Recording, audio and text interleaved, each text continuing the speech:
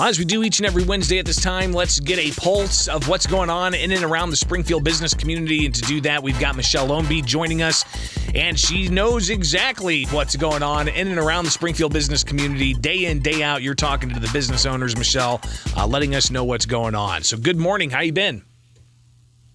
Good morning, Greg. Doing well.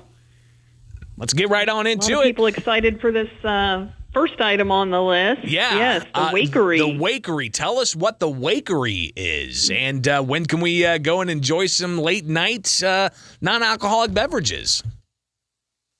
That's right. Elizabeth Wake announced the end of last summer that she was opening a late-night coffee shop and dry bar downtown, all kinds of delicious non-alcoholic concoctions. And in addition, she's partnering with Whimsy Tea for the tea, Custom Cup for the coffee. She's going to have baked goods from Incredibly Delicious and Golden Hour Bakehouse. But late night hours, a lot like what you would expect from a bar. So they are opening on Saturday, April 1st, and this is right there on the Old State Capitol Plaza in the space that formerly housed the Long Nine Junction restaurant. And she's going to be open from 4 to 11 p.m. on Wednesdays, Thursdays, and Sundays, and then 4 p.m. to 1 a.m. Fridays and Saturdays. So if you're looking for a late-night place to hang out downtown other than the bars, or maybe you've already been to the bars and now you're ready to wind down a little bit but not necessarily go home, you've got another option, and there seems to be quite a bit of public excitement about this one. Yeah, and I think the buzz, pun intended, is really, I think, just having that option of some place that's not going to be a loud bar with a bunch of music going on, and maybe you want to just carry the conversation to a little bit more of an intimate type setting, and sip on some caffeine and get you ready for the commute. And you can space all of that out with an establishment with the Wakery downtown Springfield, and that's going to be opening April 1st. Right, Saturday, April 1st. She had originally hoped to be open a little bit earlier, but, construction and permitting and all that always seems to take a little longer than you initially thought. She did receive a big boost from Isringhausen. She was actually the first recipient of the Isringhausen Drive Grant, which was established to benefit newly created businesses in the downtown area. And then she also had a Kickstarter campaign. So a little bit creative with the way she went about fundraising for this. But again, seems to be a tremendous amount of public support, and people are excited to see it come to fruition. Michelle Ownbey, publisher of the Springfield Business Journal, with us. Let's talk about Blue Cross Blue Shield getting a fine from the states. What's going on here? Yeah, this whole saga of Blue Cross Blue Shield and Springfield Clinic has been going on for quite a while now. And just recently, Blue Cross was fined just over $600,000 for violating what's called the network adequacy law. You may recall there was a lot of criticism when Blue Cross dropped Springfield Clinic as a preferred provider, and talk about ghost networks. In other words, the list of available doctors wasn't always accurate, or doctors were further away than they were supposed to be, and things like that. Blue Cross was actually fined $339,000 previously, back in March of 2021, shortly after the separation, for failing to inform the state about the Springfield Clinic's removal from the in-network status.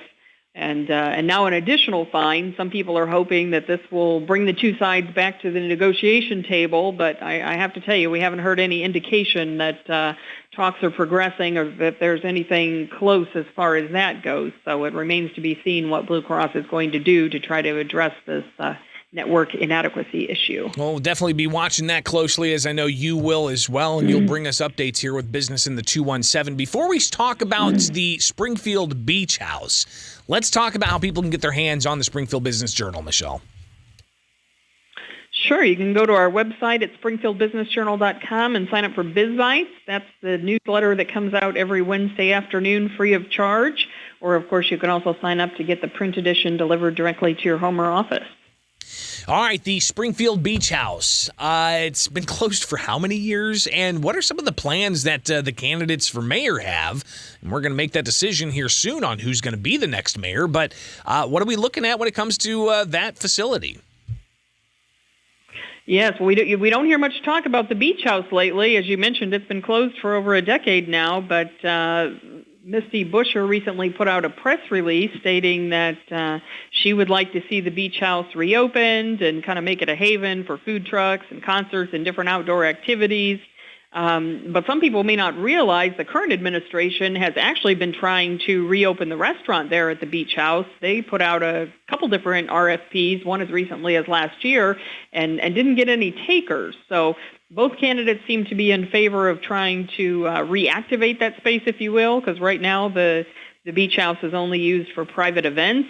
But interestingly, nobody is talking about reopening the beach itself. You may remember that back in 2007, there was a teenager that drowned at Lake Springfield. The beach has essentially been closed ever since. The city ended up paying out some money in a lawsuit. So, again, the public feedback we've gotten is that there's not a whole lot of point in having the beach house reopen without the actual beach. So not sure how much of a draw that would be, even if you could manage to get some food trucks or a restaurant or something going on there if you didn't have access to the beach itself.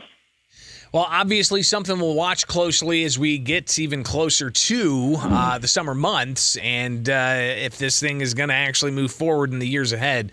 Of course, Michelle Ownbey in the Springfield Business Journal will have the very latest. Greatly appreciate your time as always. Again, give us the website where people can get more information. Go to springfieldbusinessjournal.com, and you can read the current articles and sign up to receive the newsletter. All right, Michelle Ownbey, publisher of the Springfield Business Journal. Greatly appreciate it. Be safe, all right?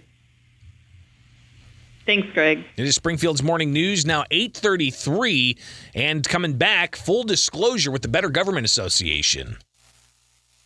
And WMAY. Here are the three big things you need to know.